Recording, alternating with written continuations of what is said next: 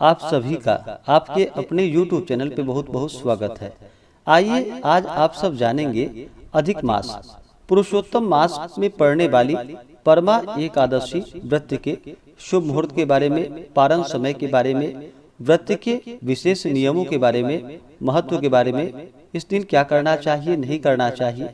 तो आइए जानते हैं इन सबों के बारे में। आप सभी भक्तों को परमा एकादशी व्रत की ढेर सारी शुभकामनाएं। परमा एकादशी का व्रत जो कि अधिक मास के कृष्ण पक्ष की एकादशी को परमा एकादशी और पुरुषोत्तमी एकादशी के नाम से जाना जाता है। इस दिन विशेष प्रकार से भगवान विष्णु के नरोत्तम स्वरूप का पूजन किया जाता है। एकादशी का व्रत जो कि भगवान विष्णु भगवान श्री कृष्ण को अति प्रिय होता है।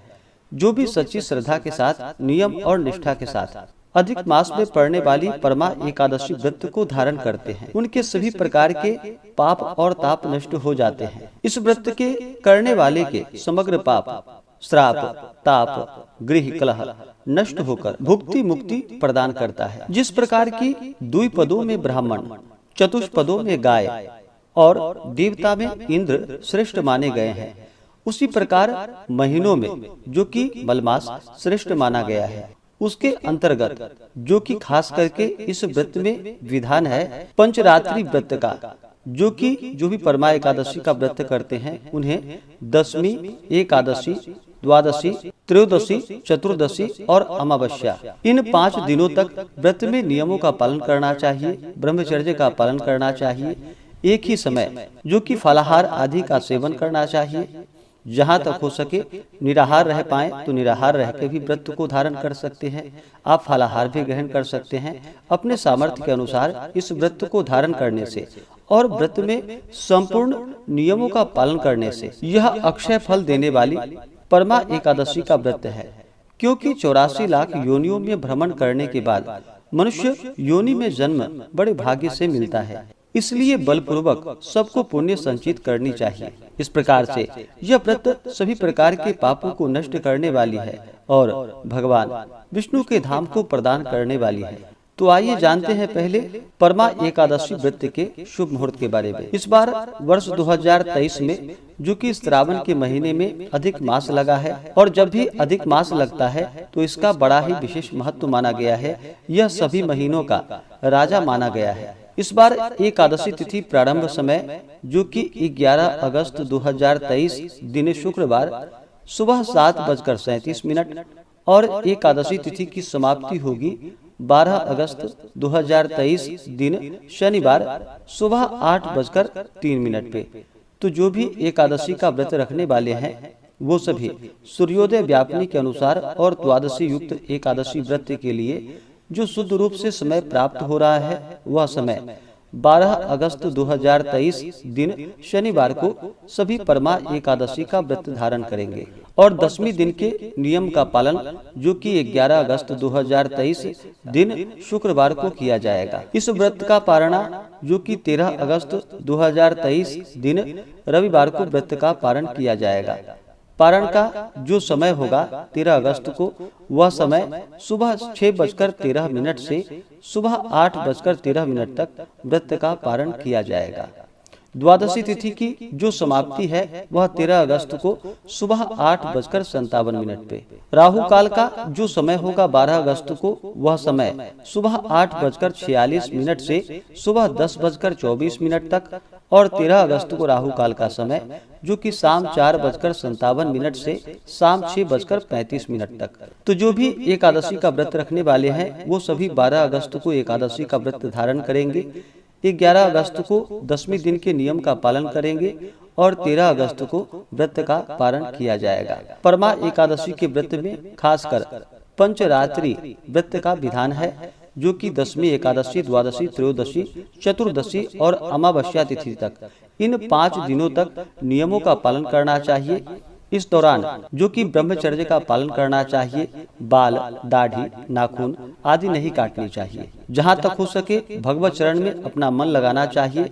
व्रत के दौरान किसी के ऊपर क्रोध नहीं करनी चाहिए। अपने मन में किसी के प्रति ईर्षा या द्वेष का भाव नहीं लाना चाहिए। इन 5 दिनों तक, जो कि तुलसी पूजन का बड़ा ही विशेष महत्व माना गया है, देवालय में जाकर के यानी कि मंदिरों में जाकर के दीप आदि का दान करना चाहिए। तुलसी वृक्ष के नीचे दीपक जलाने चाहिए। आंवले वृक्ष को जिस प्रकार से पीपल का वृक्ष पूजनीय माना गया है, उसी प्रकार से आंवले के वृक्ष में भी देवताओं का वास माना गया है। तो इस दौरान आंवले वृक्ष का पूजन करना चाहिए और वहाँ पे दीपक जलाने चाहिए। पीपल वृक्ष के नीचे जो कि दीपक जलाने चाहिए। इस दौरान जहाँ तक हो सके ब्राह्मणों को भोजन करवाना चाहिए। तिल आदि का दान का बड़ा ही विशेष महत्व माना गया है। जहाँ तक हो सके अन्न, वस्त्र, गौ, भूमि जो भी आपसे बन सके अवश्य ही दान पुण्यों का कार्य करना चाहिए। अधिक मास में गंगा स्नान का और दान का जो कि बड़ा ही विशेष महत्व माना गया है। जो भी एकादशी का व्रत करते हैं उन्हें एकादशी व्रत के लिए जो कि 10वीं के दिन से ही व्रत में नियमों का पालन करना चाहिए। 10वीं तिथि के दिन सूर्यास्त होने से पहले ही भोजन ग्रहण कर लेनी चाहिए। और जो भी पंचरात्रि का व्रत करने वाले हैं उन्हें जो कि अपना समय बांध लेनी चाहिए, जो कि आप प्रत्येक 5 दिन तक एक ही समय में फलाहार आदि ग्रहण करें।